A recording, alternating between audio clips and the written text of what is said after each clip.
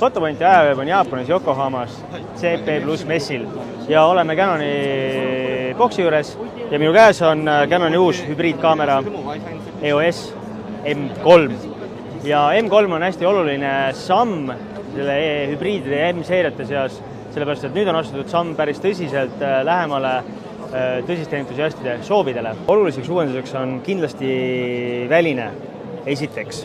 Nimelt on kasutusmugavusest tõsine samm edasi antud. Kui eelmine EOS M ja M2 olid sellised kompaktkaamerale pigem lähemal olevad sellised kered, siis nüüd siia on lisatud, eks ole, selline gripp kummeeritud, paremini käes hoida.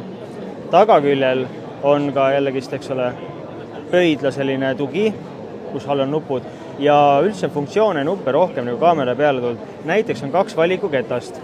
Siin päästiku ümber on eesmine valikuketas. Nii, ja siin taga on tagumine valikuketas. Ja loomulikult ka funktsiooni, mis siia peale toodud on. Ning siin peal on meil lisaks ka kompensatsioonikettas. Ehk siis sarnaselt teistele hübriidkaameratel on ka Canon nüüd selle siia kaamera peale toonud ja see oluliselt lihtsustab pildistamist, eriti entusiastide jaoks just. Ekraan on kallutatav. Kalluta siis alla umbes 45 kraadi ja ülesse 180 kraadi. Ehk siis, kui oleks soovi endast pilte teha, siis saab seda niiviisi teha. Aga hea, mõnus, õhukene ekraan, selline korralik viisakas ja väga mugavalt liigub tegelikult, kui päris aus olla.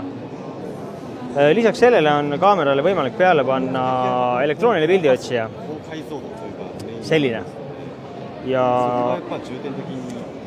ägedaks teeb see asja see, et seda saab tõsta ülesse, ehk siis saab nii-öelda ülevalt alla pildistada või siis ülevalt sisse vaadata ja siis pilti teha. Jällegi lihtsustab teatud olukordades pildistamist ja selline korralik pildiotsija.